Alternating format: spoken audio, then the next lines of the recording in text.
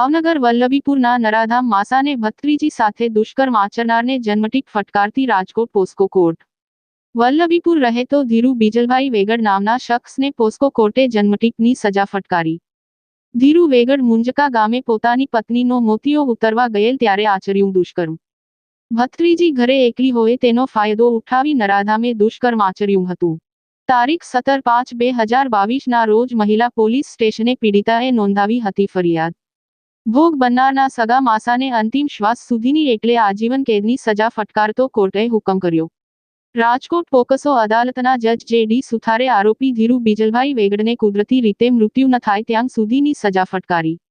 આ કેસમાં જે તે વખતે ચકચાર જગાવી હતી આજે સજા ફટકારતા કેવા દ્રશ્યો સર્જાયા સહિત થોડીવારમાં તમામ વિડીયો અહેવાલ તમામ વિગતો સાથે અપડેટ થશે। જોતા રહો અમારી ચેનલ। રિપોર્ટ હિરેનભાઈ ચૌહાણ સાથે કમલેશ ઢાપા।